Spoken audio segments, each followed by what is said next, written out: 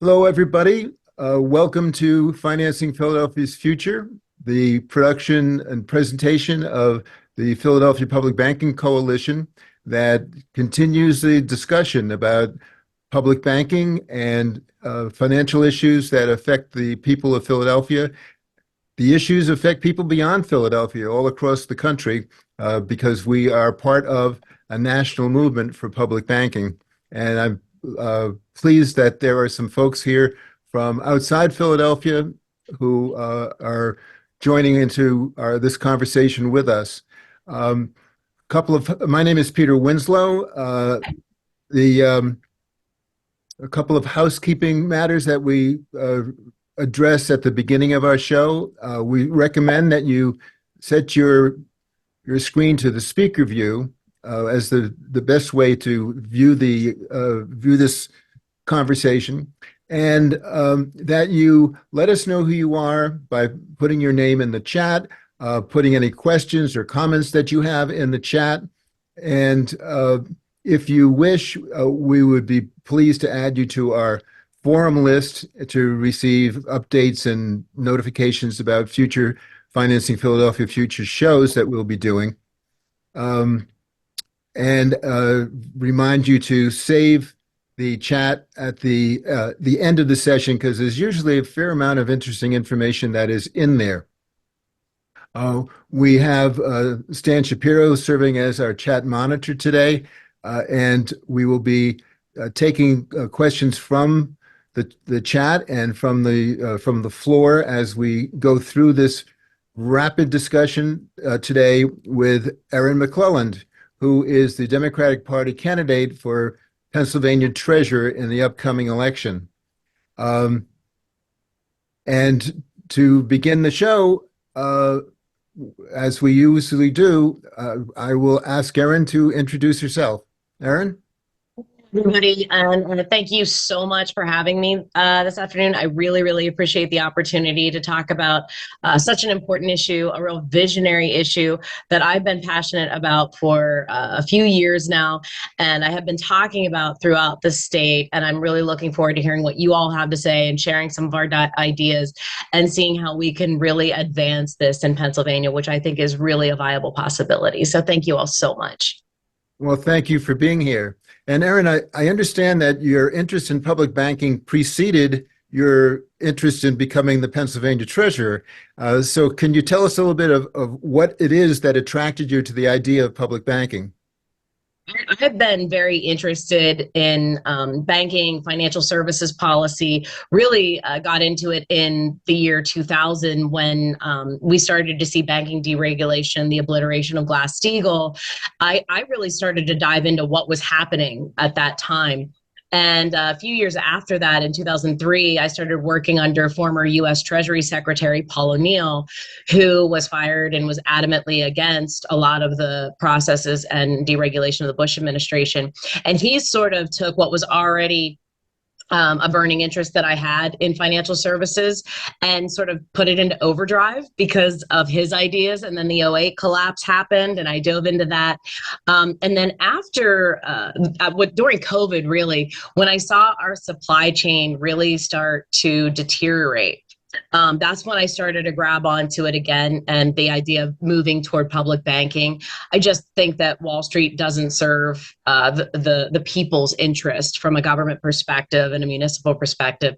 And so from that and supply chain controls, opportunities to get like the CARES Act money. That was the biggest thing, is finding a distribution center that can get that federal relief to the people that need it without it going to millionaire congressmen, which happened in Western Pennsylvania first. That interests me as well. So that's when I started diving into the Bank of North Dakota and start looking into this. And then I just decided to dive into the policy aspect and sort of wrote a little piece for daily cost. I was at home, working at home, and got very interested in it. So I wrote that piece. And since then, I've stayed interested in it and had a lot of conversations throughout the state with municipal elected as well as municipal bankers. And it has amazed me the number of people that are really fascinated by this idea and see a lot of opportunity in it. So it really wasn't part of my initial platform as a state treasurer. It was just something that I was passionate about. But I decided to put that article up, and a lot of people just started grabbing onto it. And it's really become a big part of the conversation that I've been having. And what has that conversation been like with the elected officials and across the state of Pennsylvania? Are they familiar and knowledgeable about the concepts of public banking? Do they know about the Bank of North Dakota? Some yes, some no. But what I have found is I have spent a lot of time. I live in a class 1 township. I believe in the power of local electeds, especially when you're running for an office that very few people know exists. Most people say there's a treasurer, that's a thing. So in my primary, I tapped into a lot of local electeds because people will call their local elected and say, hey, who should I vote for in these races? Because I have no idea. So I was using them as influencers.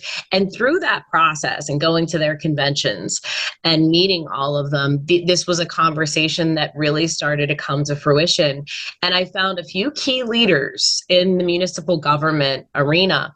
One particular was a Republican and a banker and a local elected. And we just started brainstorming like crazy over this and his experience in banking and a local elected and my passion for it. And I mean, there's so much that we want to do. We cannot wait. We just want to win this race. And I know he just texted me and said, where are we? Like, how are we doing?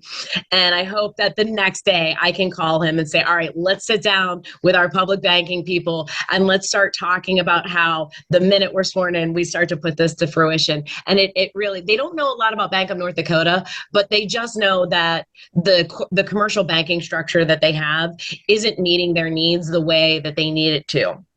And those leaders actually inspired my cybersecurity program that we've put together. So they have been a huge inspiration, just talking about their needs and how a treasurer can be more on the ground and hands-on than we've ever seen a treasurer be. And they've actually dove into this whole public banking idea in a way that I never dreamed was possible. So I'm loving the conversations, and there's so much excitement behind it. So we view public banking as a nonpartisan or bipartisan issue. Is the impression that you get in discussions you've had with local officials? Yes. I would say with the local electeds that I have, they look at things like cybersecurity, municipal banking, things like that. Those are nonpartisan issues. And they will say to me, and I've been calling a number of them from both parties all across the state to get their support and ask them to influence the people around them and say, look, this is somebody that's going to be on the ground with us. And they all say the same thing. Look, in this job, I just want the best person that's going to be there for me. And by the way, you're the only candidate in this race that I've heard from. And when we start talking about all of these different ideas, they are not talking about partisanship. They're not saying, oh, well, you're a Democrat, so I can't. They just say, can you help us? Because we are really desperate for help on a lot of these issues. And they really, really are. Well, along those lines, we are very concerned about public participation and the role of stakeholders and the ways in which finance is conducted, especially the advantages that we have with either the financial authority that we are hoping to have in Philadelphia as a precursor to a public bank or a public bank itself. How do you see the role of stakeholders and ordinary citizens in this conversation about financing? I think everybody's got to be involved. We're going to need citizens groups that get involved. We're going to need definitely the municipal electeds. That in the commissioner structure. I cannot tell you how many times I've seen legislation brought forward or pulled back because of a bipartisan group of commissioners. And one of the greatest examples we've seen of that is when when the legislatures wanted to do things with elections that were unrealistic and not logistically sound. Those commissioners and local local electeds are the ones that come to the table. I think they are unbelievably powerful influences in this. But yes, we're going to need people from the commercial banking industry. And I have reason to believe that they're going to be supportive of this. There's a number of reasons where they would like to see a public bank come into play and help be supporters of it, but not directly involved in handling that. And it's because of restrictions they have on what they can do as leverage, where we wouldn't have those same restrictions. We would have a different dynamic. So they would have to be involved. The chambers, we would definitely need to get the chambers involved as well. So yeah, and then of course the progressive movement and get them to understand what this is. I've had some unbelievable conversations with progressive leaders that I think at some points have an unrealistic perspective of what a public bank is capable of. So getting them on board and understanding the logistics will be important as well. Great. So Erin, let's explore what you could do, what you will be able to do as treasurer, as Pennsylvania treasurer, that can advance some of these interests, both in terms of public banking and the kinds of local economically targeted investments for the pension fund that we have been discussing locally in Philadelphia. Well, for the public banking effort, what we would do is a work plan to start, and that's where we first figure out all the stakeholders that we're going to bring to the table and the structure that we're going to use. That's going to have to be point one, and have conversations with the heads of all of the Class 1 townships, the boroughs association, all of those to the table, people that are involved in commercial banking, and as well as any elected officials that are in leadership positions along with us.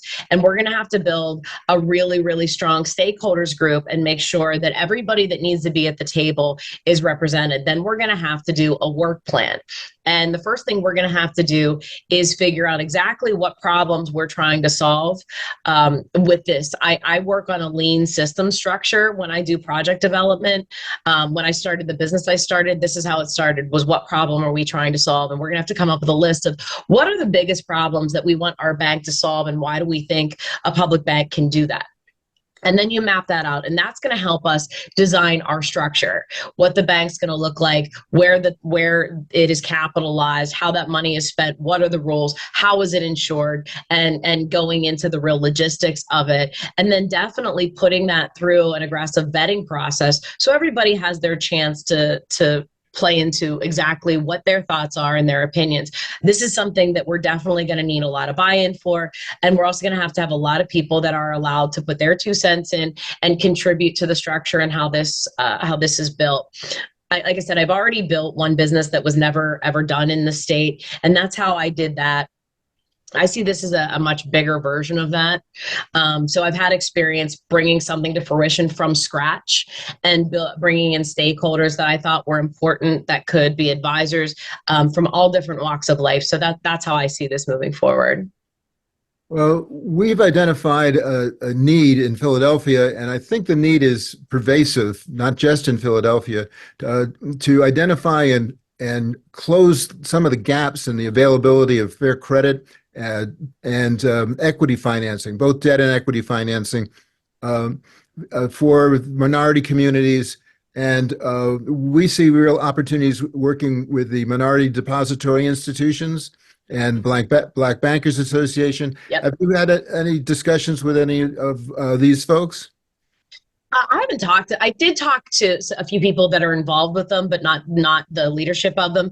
And most of that revolved around the FDIC's community banking program, where they are looking at financing and providing guidance structure for minority deposit institutions and community financial institutions. So there have been a lot of conversations about that. And the fact that the Biden administration has provided structure and financing and capitalization for those kind of banks. And my understanding, at least the last data I saw, the only banks that we have that are minority deposit institutions are 2 are in Philadelphia. 1 is in Montgomery County. We don't even have anything like that on the western part of the state. So again, that is another gap that I think that a public bank might be able to fill. But yes, I buy into that aggressively, and I'm really critical of our current treasurer for not taking on the opportunities created by the Biden administration to provide capitalization and structure to maybe start one or two of these organizations in unbanked and underbanked communities. I think that was, in my opinion, I thought it was negligent. I think that that should fall under the purview of the job. She has made it very clear she does not think that that's her job. I do. Well, as part of the job, and in terms of establishing a statewide public bank or a municipal public bank, we're going to need to obtain a bank charter. Correct. What kind of influence with the Pennsylvania Department of Banking and Securities can the treasurer have that can be helpful in obtaining a bank charter? So yeah, the treasurer obviously is a statewide elected, but I think one of the biggest things we're going to have to worry about is that's going to have to go through a rigorous application process through the comptroller of the United States. That's going to be, I think, if we can get through the federal hoops there, which, like I said, is going to be rigorous because those are, and Democrats were a big part of putting in restrictions on starting a bank. So getting through that process is going to be a big hoop. But once we do that, usually, and we just saw this with things like the PA-able accounts, the 529s. Once the reforms were done and the legwork was done at the federal level, the state usually very comfortably in a bipartisan level falls in line. That's been the patterns that I've seen. I'm not saying I'm taking that for granted because by no means am I, but that when it comes to financial service products, the Biden administration was able to do some pretty good reforms to PA-able and 529 in 2022. And the state, both sides of the aisle, just sort of fell in line, did the enabling legislation and brought it forward. So I think the federal hoop is is going to be the hardest part. You know, a lot of the requirements for banks to be a city depository institution and to obtain a bank charter don't really apply to public banks because there is really not the danger of a run on a bank because the government is both the depositor and the holder of the deposit in effect. Some of the concerns about having FDIC insurance doesn't seem to be appropriate. Some of the collateral and capitalization requirements don't seem to be appropriate for a public bank. Do you think that these should be looked at de novo by the banking authorities because of the nature of a public bank being different from a commercial bank?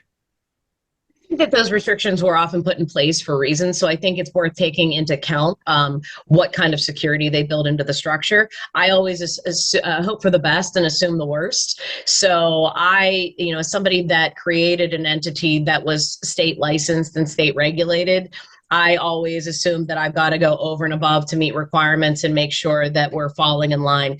So that's just the perspective I come from. And since we don't really have a structure yet, I think everybody comes to the table in this with a different idea of capitalization structure, what kind of products you're going to offer. We don't even have that yet. So like I said, I'm assuming the most rigorous structure. Now, if that is more lax, once we create one and decide how it's going to be capitalized, decide, that as you said before, we're probably not going to accept consumer deposits. And yes, that makes a difference.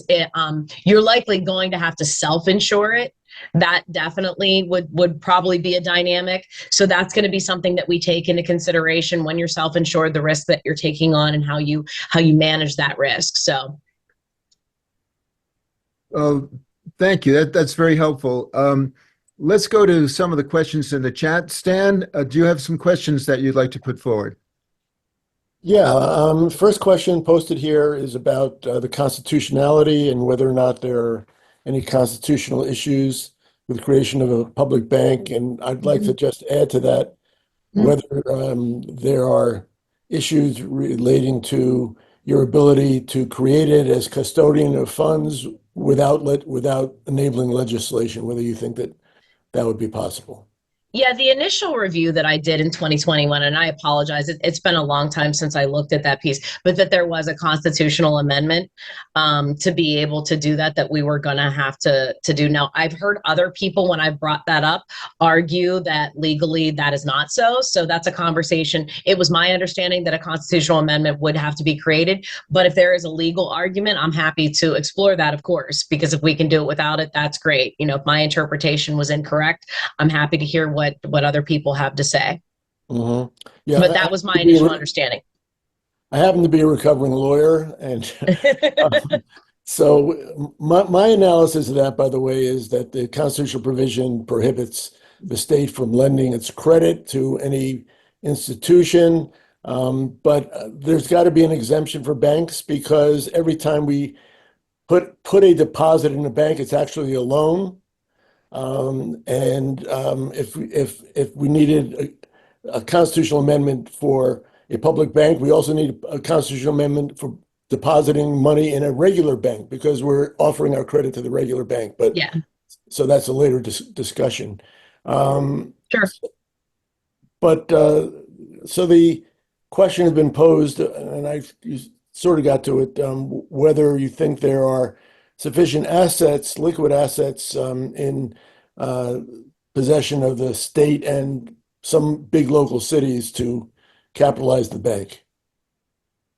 In the conversations that I've had with the bankers that I've discussed, who are municipal bankers, they firmly believe that just accepting if we could get all of the municipalities in the state to put their municipal deposits in a public bank, and they genuinely believe that they have an argument that they can pitch to their municipalities with a structure that works. They believe that that is enough. Like the class 1 townships, that's 1.6 billion alone. Mm-hmm. And then you start bringing in other townships, boroughs, cities, as well as possibly the authorities. So you're looking at, I think the number is more than 300 authorities, water authorities throughout the state.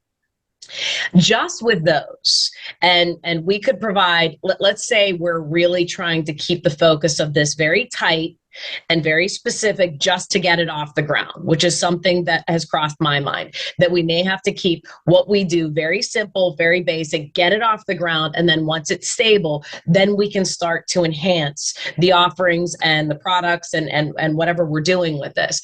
They believe that there is no doubt that we can capitalize it safely and security with those resources alone. Fabulous. So just get back to part 2 of my earlier question. Sure. Do you think the treasurer herself has the ability to create the bank? So obviously there are state and federal regulations, but question really is, do you think you need state legislation, or is that another area that needs to be explored? We're going to find out. I'm going to be very honest with you. I've had a constitutional lawyer look at that and say, there's nothing that says you can't, but I don't know what we need that says you can. You know what I'm saying? I mean, you're the lawyer here. I'm not. So, I mean, this is something nobody's ever done before. So I think that's why having a really good work plan and figuring out everything from constitutionality, figuring out the oversight entities that are going to come into play. I mean, this is going to be a very big exploration. And the first thing I'm going to do is dive into what other states have done that have gotten something like this off the ground. I like this as a statewide entity versus just a municipal entity. That's just my personal affection for the conversations I've had, but I'm open to anything. But I like the idea of doing as a statewide, looking at what other states have done, learning from their process and seeing how we can insert our work into that. But like I said, I've heard some people say, I can't see why you can't do it, but that doesn't say that you can. So that's been the answer I've gotten. And I'm sorry, it's not more specific than that. No, well, we're all in an exploration stage. So I'm just wondering, the question pops into my mind, and I don't actually see any others in the chat, but do you foresee a structure that might encompass locally controlled subsidiaries or something of that nature, or branches of the state bank that are run by municipal entities? And like, this is me just really spitballing with no operational integrity just yet. Based on what the conversation I've had, the way I've envisioned it is municipal and authority deposits in primarily an online structure, but definitely trying, because in your more inner city areas, brick and mortar becomes very expensive. With online capacity, as long as we have the broadband in the rural communities, then we can do it in a digital structure. But it is going to be contingent on finding where there are holes in broadband for people to be able to use this, and those municipalities are going to struggle with this. So that's the one barrier, but that's how I've seen it, is a primarily digital with some probably brick and mortar operation centers, and then capitalize mostly through municipalities, because that's a simple deposit and withdrawal process for them, and it's easy to control. And that'll also allow us to innovate our cybersecurity program, which is going to be unbelievably important. That is going to be a huge part of this. If we're going to be taking on municipal taxpayer dollars, then the cybersecurity has to be top notch. Like, that's going to be an investment in this. Mm-hmm. That's what I've got, Peter. Thank you. Thank you, Erin. Thanks, Stan. You've mentioned cybersecurity as a major focus of yours a couple of times, and I wonder if you can describe where you see the particular danger and what approaches you want to take to close those gaps. So I'm not a cybersecurity expert, but what I do know is this is something, like I said, that the National Association of State Treasurers has said the treasurer needs to take on, because nobody else in the state is saying that they're going to own it. And the association said, no, the treasurer needs to own it. And I said, okay, so I have to own that. And then I started paying a lot of attention to it and working with municipal bankers. And to show you where we're starting from, the Aliquippa Water Authority was hacked by Iran last year. They were hacked, so it's a water authority, and Iran got control of the chemicals going into their water supply for about 5 minutes. They were using a default password that came with their Israeli-made software system of 1111. Yeah. So that shows you where we're starting from in cybersecurity at the municipal level. And I do talk to people when I'm talking to municipal elected, saying, okay, like, where does cybersecurity fall in your day-to-day operations? And their answer is always the same. Well, we have insurance, so it doesn't matter. That's not going to work. Like, that is not, we are losing a fortune every day. Washington County lost $350,000. Their entire government was shut down for 3 weeks. Chester lost $400,000. The Allegheny County DA's office has been hit by ransomware attacks twice. Ransomware attacks? Yep. And that's going to get very, very expensive. So while we're doing all of this, and we're hoping to make a more efficient, more effective, more direct banking product to serve the government and the people much better than a commercial structure can, we also understand that makes us a target of bad actors, because you're talking about taxpayer dollars, and people see it as, well, you'll just use taxpayer dollars and you'll pay it off and you won't care. So I want to make sure that, and it is my job to sell the important role of cybersecurity in this process, so people know that we are taking that seriously, and we haven't had those problems in the Treasury. Thank you, Joe Torsella, for advancing the cybersecurity program in the Treasury, and I look forward to learning a lot from how that process operates, because we have some good sophistication in there. Thank you, and also thank you for staying after we turn off our recording for an open conversation with the folks who are here. But we always have our guests give the last word before we stop the recording, and the floor is yours again. I just want to say thank you, all of you, so much. I like I said, I love this concept. I think it's visionary. I think Pennsylvania is a great place to start leading the charge on this on the East Coast. So I'm so thankful that you all took time to share your thoughts, your ideas, and your questions on this. And I hope that after November 5th, I look forward to sitting down with all of you again sometime before the holiday season and deciding what this looks like starting in January, when we start to coalesce around this wonderful idea and see what we can do. Erin, we look forward to the road ahead and working with you. And we thank you very much for your interest in public banking and the issues that we've been talking about, not just today, but talking about for several years now. Yeah. I think 10 or 15, maybe 20 years now. And since the last huge financial crisis. So thank you again for being here. And as we reach the end, I will ask any members of the media to leave. Tim, turn off our recording and let's go continue the conversation.